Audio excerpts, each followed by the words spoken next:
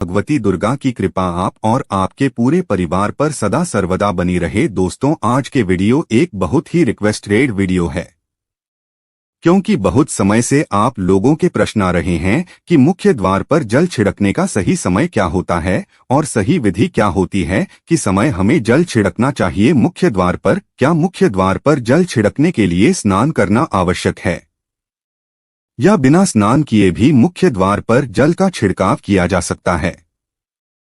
झाड़ू लगाने से पहले या फिर झाड़ू लगाने के बाद जल छिड़कना चाहिए? और एक और प्रश्न आया है कि क्या पीरियड्स में हम अपने घर के मुख्य द्वार पर जल का छिड़काव कर सकते हैं या मुख्य द्वार पर दीपदान कर सकते हैं? और जल से ही जुड़ा हुआ एक और प्रश्न है आपका कि मंदिर में जो प्रतिदिन हम 1 लोटा जल रखते हैं, उस जल का हमें क्या करना चाहिए, किस प्रकार प्रयोग करना चाहिए? क्या हम उसे खाने में प्रयोग कर सकते हैं या फिर हम किसी पौधे में डाल सकते हैं? उस जल का उपयोग किस प्रकार से होना चाहिए? और मुख्य द्वार पर जल छिड़कने से संबंधित आपका अगला प्रश्न है कि कई ऐसे लोग हैं जो कि फ्लैट में रहते हैं, कुछ ऐसे लोग हैं जो कि किराए के मकान में रहते हैं, एक ही कमरे में रहते हैं, तो उन्हें अपने घर पर मुख्य द्वार पर दीपदान किस प्रकार से करना चाहिए? जल कहाँ छिड़कना चाहिए, मतलब वो किस जगह को मुख्य द्वार मानकर वहां पर मुख्य द्वार से जुड़े हुए उपाय करें? तो आज की वीडियो पूरी तरह से आपके प्रश्नों पर ही आधारित है, इसलिए बहुत महत्वपूर्ण है। पूरा जरूर देखिए और अगर आपको आज की वीडियो अच्छी लगे तो इसे लाइक भी जरूर कीजिए, क्योंकि आपके लाइक, आपके कमेंट्स ही मेरे लिए एकमात्र जरिया हैं जिनसे मुझे पता चलता है कि आपको यह वीडियो अच्छी लगती है और आपके लिए यह वीडियो उपयोगी है। तो अगर वीडियो अच्छी लगती है लाइक तो जरूर ही किया करे। इसके साथ ही कमेंट बॉक्स में माता रानी के नाम का जयकारा भी जरूर लगाएं। इससे आपको सकारात्मक ऊर्जा की प्राप्ति होती है। और अगर आपका कोई भी सुझाव हो, कोई भी प्रश्न हो या फिर कोई भी विशेष वीडियो देखना चाहते हैं तो उसके लिए भी कमेंट बॉक्स में जरूर लिखें। चैनल पर पहली बार आए हैं, अगर अभी तक आपने चैनल को सब्सक्राइब नहीं किया है तो आज के वीडियो अगर आपको अच्छी लगे तो चैनल को सब्सक्राइब जरूर कर लीजिए और बेल बटन को भी प्रेस कर लीजिए। तो इससे ये होगा कि इस चैनल पर जो भी नई वीडियो अपलोड होंगी उनकी नोटिफिकेशन आपको सही समय पर प्राप्त होगी। और अब जानते हैं कि मुख्य द्वार पर जल छिड़कने का सही समय क्या होता है और सही विधि क्या होती है। तो देखिए, अगर आप मुख्य द्वार पर जल छिड़कते हैं तो आपको ध्यान रखना है कि जल आप एक दिन पहले ही, मतलब रात को सोने से पहले, एक पात्र में, कोई भी आप पात्र ले सकते हैं, जैसे कि आप एक तांबे का भी पात्र ले सकते हैं। तांबे का ना हो तो आप पीतल का ले सकते हैं, स्टील का ले सकते हैं, चांदी का ले सकते हैं। जो भी पात्र आपके पास उपलब्ध हो, एक लोटे में थोड़ा सा गंगाजल डाल दीजिए और उसके ऊपर शुद्ध जल भर दीजिए। और हाँ, गंगाजल ना हो तो भी परेशान होने की आवश्यकता नहीं है, सिर्फ शुद्ध जल से भी आप पत्र को भर सकते हैं। और उस जल से भरे पात्र को अपने घर की रसोई में रख दीजिए। अब जैसे कि आप अगले दिन सुबह उठकर इस जल का छिड़काव अपने घर के मुख्य द्वार पर करेंगे। अब बहुत से भक्तों के प्रश्न आए हैं कि क्या हम स्नान से पहले ये जल छिड़क सकते हैं या फिर स्नान करना आवश्यक है? देखिए, मुख्य द्वार पर जो सुबह सवेरे सबसे पहले जल छिड़का जाता है, जैसे कि जो रसोई में रखा हुआ जल होता है, ये एक तरीके से उपाय के तौर पर किया जाता है। घर में किसी भी प्रकार की परेशानी हो, किसी भी प्रकार के दुख दर्द रहता हो, गरीबी हो या फिर कलह क्लेश बहुत अधिक रहता है, मतलब किसी भी प्रकार की नकारात्मक ऊर्जा से आप परेशान हैं, बहुत समय से परेशानियों में ही घिरे हुए हैं, तो ऐसे में घर की रसोई में जल रखा जाता है और यही जल घर के मुख्य द्वार पर सुबह उठकर छिड़का जाता है। इस जल के छिड़काव से आपके घर की कोई भी परेशानी हो बहुत शीघ्र समाप्त हो जाती है। इस उपाय को करने से आपके घर में सुख समृद्धि भी आती है, कलह कलेश से भी मुक्ति मिलती है, बीमारियों से भी मुक्ति मिलती है। मतलब देखिए, किसी भी प्रकार की मानसिक परेशानी हो, शारीरिक परेशानी हो, आर्थिक तंगी हो या आपके घर में कोई वास्तु दोष हो, किसी भी प्रकार का ग्रह दोष हो, जैसे कि कई बार ऐसा होता है कि कई लोगों के ऊपर कई प्रकार के बुरे ग्रह दोषों का प्रभाव होता है, जिसकी वजह से घर में परेशानियां हमेशा बनी रहती है, तो ग्रह दोषों के प्रभाव से भी आपको मुक्ति मिलती है। वास्तु दोष और पितृ दोष भी समाप्त होता है।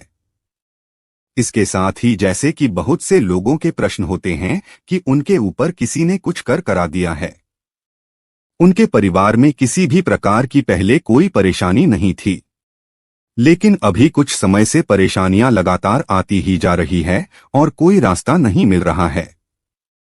परेशानी से निकलने का तो किसी के भी किए कराए तंत्र मंत्र का प्रभाव हो, किसी की बुरी नजर का प्रभाव हो, तो भी आपके इस उपाय से मतलब इस एक लोटे जल से आपकी परेशानी स्वतः ही कुछ दिनों में समाप्त हो जाती है। तो यह घर की सभी परेशानियों से मुक्ति पाने का रामबाण और सबसे सरल, सबसे आसान उपाय होता है, जो हमारे शास्त्रों में वर्णित है। तो आप अपने घर की रसोई में एक लोटा जल रखें, रात में भरकर और प्रातःकाल जल्दी उठकर उसी जल से अपने घर के मुख्य द्वार पर छिड़काव कीजिए। अब जैसे कि बहुत से लोगों के प्रश्न आते हैं कि यह जल हमें किस समय अपने घर के मुख्य द्वार पर छिड़कना चाहिए, तो देखिए, सुबह सूर्योदय होने से पहले इस जल का छिड़काव आपके घर के मुख्य द्वार पर हो जाना चाहिए। आप चाहे इसके बाद आप शुद्ध जल से मतलब किसी भी दूसरे जल से अपने घर के मुख्य द्वार को धोते हैं तो बाद में भी धो सकते हैं, कोई समस्या नहीं है। लेकिन इस जल का छिड़काव घर के मुख्य द्वार पर सूर्योदय होने से पहले हो जाना चाहिए। और अब जैसे आपका अगला प्रश्न है कि क्या हमें स्नान करके इस जल का छिड़काव अपने घर के मुख्य द्वार पर करना चाहिए या फिर बिना स्नान किए भी कर सकते हैं? देखिए, ये जो हम जल छिड़कते हैं मतलब ये एक उपाय होता है, तो इसे हम स्नान करने के बाद नहीं करते हैं। सुबह जल्दी उठते हैं और उठकर सबसे पहले घर की रसोई में जाएंगे। उसके बाद उस जल को लेकर आप घर के मुख्य द्वार पर जाएंगे। मुख्य द्वार खोलकर मतलब मेन गेट खोल दीजिए और उसके बाद मुख्य द्वार पर इसी जल का छींटा दीजिए, छिड़काव कर दीजिए और जल का छिड़काव करते समय अपने पितरों का ध्यान कीजिए। माँ लक्ष्मी का ध्यान कीजिए, क्योंकि कहा जाता है कि सुबह सुबह माँ लक्ष्मी प्रत्येक द्वार पर आती है, सबके द्वार पर आती है। जिनके भी द्वार खुले होते हैं, जिनके घर में जल का छिड़काव मुख्य द्वार पर हुआ रहता है, उसके घर में वह प्रवेश कर जाती है। तो माँ लक्ष्मी का अपने मन में ध्यान कीजिए और एक तरह से प्रार्थना कीजिए कि हे माँ लक्ष्मी, आप मेरे घर में प्रवेश करें, मैं आपका स्वागत करने के लिए तैयार हूँ। और इसके बाद अपने पितरों का ध्यान कीजिए, क्योंकि हमारे घर की जो दहलीज होती है वहीं पर पितरों का वास माना जाता है। तो जब आप दहलीज पर जल के छींटे देते हैं तो आपके पितर बहुत हो जाते हैं, प्रसन्न हो जाते हैं और उनका आशीर्वाद भी आपको प्राप्त होता है। तो सुबह जो आप जल छिड़कें, इसके लिए स्नान करने की आवश्यकता नहीं है, बिना स्नान किए भी कर सकते हैं। और अब आपका अगला प्रश्न है कि क्या झाड़ू लगाने के बाद हमें जल का छिड़काव करना चाहिए या फिर झाड़ू लगाने से पहले भी जल का छिड़काव कर सकते हैं? तो देखिए, जैसे मैंने आपको पहले ही बताया, सोकर उठने के बाद सबसे पहला कार्य जो आपको करना है वो जल का छिड़काव ही करना है। उसके बाद आप झाड़ू लगा सकते हैं। लेकिन एक चीज का ध्यान रखिए, जब हम सोकर उठते हैं तो सबसे पहले बिस्तर पर बैठे हुए ही अपने दोनों हथेलियों को जोड़कर और दोनों हथेलियों को सामने से जोड़कर पूरी हथेली को देखा जाता है। उसमें माँ लक्ष्मी का ध्यान किया जाता है, उसके साथ ही पंच देवताओं का ध्यान किया जाता है। पंचदेवता कौन कौन से होते हैं? माँ दुर्गा, भगवान शिव, भगवान श्री हरि, विष्णु, गणपति, गजानन और भगवान सूर्य देवता। पंच देवताओं का ध्यान हम अपने हाथों में ही करते हैं, हथेलियों में ही करते हैं। करागरे वास्ते लक्ष्मी करमध्ये सरस्वती करमूले तू गोविंदा प्रभाते प्रदर्शन। हम इस मंत्र का उच्चारण आप चाहें तो कर सकते हैं, नहीं करते हैं तो भी कोई बात नहीं। अपने इष्ट देवता का और पंच देवताओं का ध्यान अपनी हथेलियों में कर लीजिए। उसके बाद दोनों हाथ जोड़कर सभी देवी देवताओं को प्रणाम किया जाता है और उसके बाद अपने हाथ से पृथ्वी का स्पर्श करते हैं, धरती को छूकर प्रणाम करते हैं। 2 बार या 3 बार और उसके बाद अपना दाहिना पाँव पृथ्वी पर रखते हैं, धरती पर रखते हैं। उसके बाद ही बाकी के जो सभी कार्य होंगे वो उसके बाद ही किए जाएंगे। जल का छिड़काव आप उसके बाद ही करेंगे। मतलब सुबह उठने के बाद सबसे पहले हथेलियों के दर्शन, फिर धरती को प्रणाम कीजिए, फिर धरती पर पैर रखिए और उसके बाद रसोई में जाकर आपको जल लेना है और घर का मुख्य द्वार खोलकर मुख्य द्वार पर जल का छिड़काव करना है। माँ लक्ष्मी का और अपने पितरों का ध्यान करना है। उसके बाद आप अपने घर में आ जाएंगे और उसके बाद जो भी आपके रूटीन वर्क होते हैं, मतलब झाड़ू लगाएंगे या फिर आप स्नान करेंगे, ये सभी कार्य उसके बाद किए जाएंगे। और अब जैसे कि कई लोगों के प्रश्न आते हैं कि जब हम जल का छिड़काव करते हैं क्या उसी समय हम घर के मुख्य द्वार पर झाड़ू लगाकर और पानी डालकर क्या हम मुख्य द्वार की अच्छे से सफाई कर सकते हैं? जी हाँ, बिल्कुल कर सकते हैं। पहले आप जो रसोई में रखा हुआ जल है उस जल का छिड़काव कर दीजिए। उसके बाद और भी पानी डालकर, मतलब अगर आपके पास जल और उपलब्ध है तो और जल लेकर और घर के मुख्य द्वार की अच्छी तरह से झाड़ू से या कैसे भी सफाई कर सकते हैं। और कई लोगों के प्रश्न आए हैं कि हम किसी फ्लैट में रहते हैं या फिर किसी ऐसे कमरे में रहते हैं किराए के कमरे में कि हमारे पास एक ही कमरा है, तो हम जल का छिड़काव या फिर दीपदान कहाँ पर करें? किसी हम अपना मुख्य द्वार माने देखिए जो आपका अपना कमरा है या फिर जो फ्लैट है आपका जहाँ पर आपका नेम प्लेट लगा हुआ है, आप उसी स्थान पर दीपदान करेंगे और उसी स्थान पर आपको जल का छिड़काव करना है। मतलब जहां पर आपका अगर एक ही कमरे का मकान है तो आपके कमरे का जो दरवाजा है वहीं पर आपको थोड़ा सा जल छिड़कना है और वहीं पर आप दीपदान भी करेंगे। जो कि मुख्य द्वार से जुड़े हुए उपाय होते हैं वो आप अपने घर के, मतलब जो अपना कमरा है उसके बिल्कुल दरवाजे के पास ही करेंगे। और आपका अगला प्रश्न है कि क्या पीरियड्स में हम अपने घर के मुख्य द्वार पर जल का छिड़काव कर सकते हैं, दीपदान कर सकते हैं? देखिए, जल का छिड़काव करने के लिए पीरियड्स हो या ना हो उसे कोई फर्क नहीं पड़ता, आप जल का छिड़काव कर सकते हैं। रही बात दीपदान की, तो दीपदान देखिए कार्मिक पूजा में आ जाता है और कार्मिक पूजा हम बिना शुद्ध हुए नहीं कर सकते हैं। मतलब पीरियड समाप्त होने के बाद ही आप कर सकते हैं। बाकी जल का छिड़काव आप कभी भी कर सकते हैं, पीरियड्स में भी कर सकते हैं, कोई समस्या नहीं है। और अब आपका प्रश्न है कि क्या मंदिर में जो हम जल रखते हैं क्या वो रखना जरूरी है, और अगर हम रखते हैं तो उस जल का क्या करें? देखिए, मंदिर में जल रखना बहुत आवश्यक है। जल एक ऐसी चीज होती है जिसमें सभी प्रकार की जो एनर्जी होती है ऑब्जर्व हो जाती है। तो जो हम पूजा पाठ करते हैं, मंत्रों का जप करते हैं या वहां पर प्रार्थना करते हैं, जो भी हमारे अपने मन की कामना भी कहते हैं भगवान से, तो सभी चीजें उस जल में समाहित हो जाती है। इसलिए पूजा करने से पहले घर के मंदिर में एक लोटा जल रखा जाता है और उसके बाद दीपदान, मतलब एक दीपक प्रज्वलित कर दिया जाता है। यह अग्नि और जल का एक तरह से बैलेंस भी हो जाता है और इसलिए शास्त्रों के अनुसार घर के मंदिर में एक लोटा जल भी हमेशा होना चाहिए और दीपक भी प्रज्वलित करना चाहिए। तो अब इस जल का करना क्या चाहिए?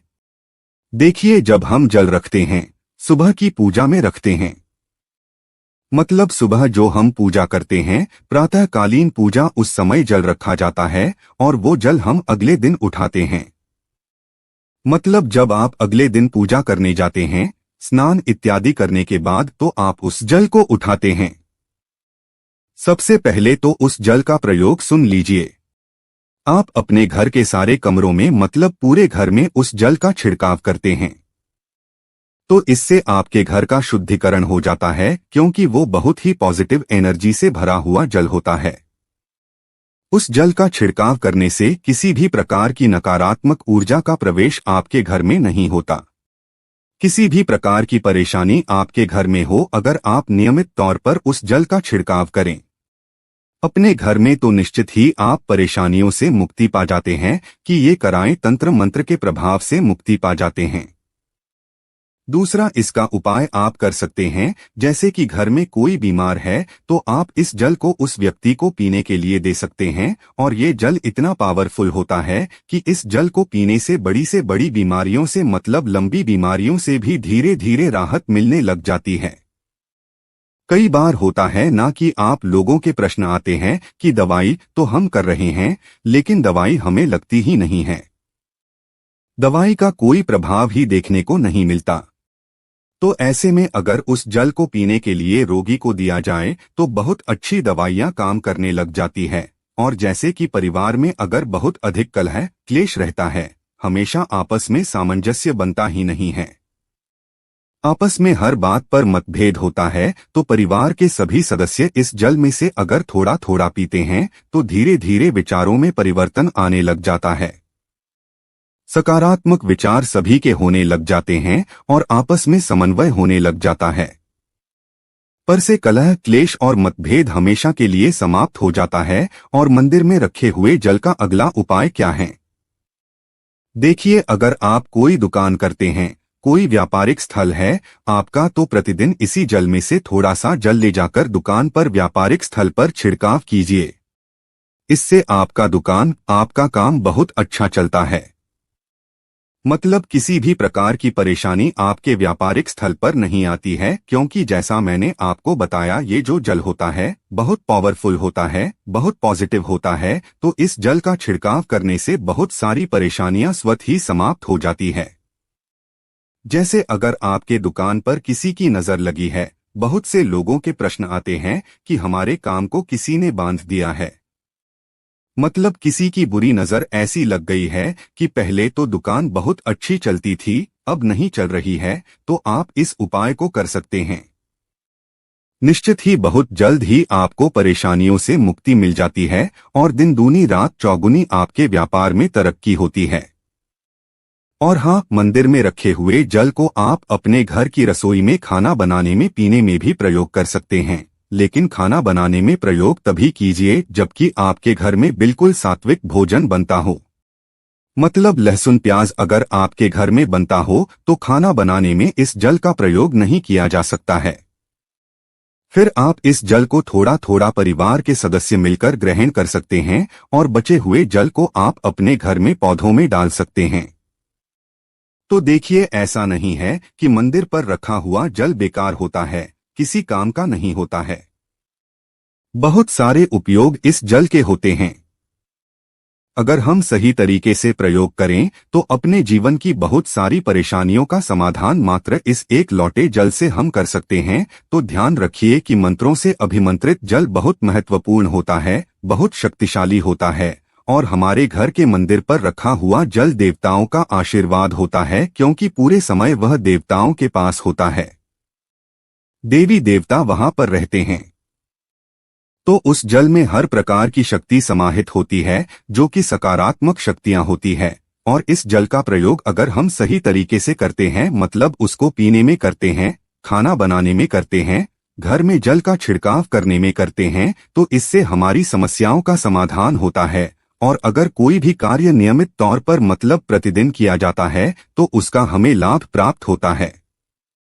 कभी कभी करेंगे तो निश्चित ही आपको उतना लाभ दिखाई नहीं देगा, लेकिन अगर आप नियम बना लेंगे कि हर रोज उसी जल से घर में छिड़काव करना है, घर में प्रत्येक व्यक्ति को थोड़ा थोड़ा पीने के लिए देना है, बचे हुए जल को पौधों में डाल दीजिए, दुकान पर छिड़क दीजिए, अपने घर के व्यापारिक स्थल पर छिड़काव कीजिए, बच्चों की बुक शेल्फ में, अपने घर की तिजोरी में, हर जगह इस जल का छिड़काव कीजिए और नियमित तौर पर कीजिए। चमत्कार आपको निश्चित ही देखने को मिलेगा। इसी प्रकार से जो रसोई में रखा हुआ जल होता है उसका छिड़काव अपने घर के मुख्य द्वार पर कीजिए, तो इसका भी आपको लाभ बहुत ही शीघ्र दिखाई देगा, लेकिन इसे अपने रूटीन में शामिल करना होगा, प्रतिदिन नियम से यह कार्य करना होगा, तभी आपको लाभ देखने को मिलेंगे। और हाँ, कई लोगों के प्रश्न आते हैं कि मंदिर पर जो रखा हुआ जल होता है तो जब हम अगले दिन उठाते हैं तो उसमें कई बार कुछ चीजें पड़ जाती हैं, कोई कीड़े मकोड़े पड़ जाते हैं, क्योंकि खुला होता है, तो क्या हम उसे ढक सकते हैं? जी हाँ, बिल्कुल ढक सकते हैं। जब आप पूजा करते हैं सुबह के समय, तो जब तक पूजा कर रहे हैं, जब तक मंत्रोच्चारण कर रहे हैं, तब तक जल खुला रखिए। और उसके बाद जैसे कि आप पूजा पर से उठते हैं तो उससे पहले जल को किसी भी प्लेट से या कटोरी से ढक दीजिए। फिर जब आप अगले दिन उस जल को उठाएंगे तो बिल्कुल शुद्ध और साफ सुथरा जल आपको मिलेगा और उस जल का प्रयोग आप अपने किसी भी कार्य में कर सकते हैं। तो दोस्तों, ये है आज की वीडियो। उम्मीद करता हूँ आपके सभी प्रश्नों के उत्तर वीडियो में मिल गए होंगे। इसके अलावा भी अगर आपका कोई प्रश्न हो तो कमेंट बॉक्स में लिख सकते हैं।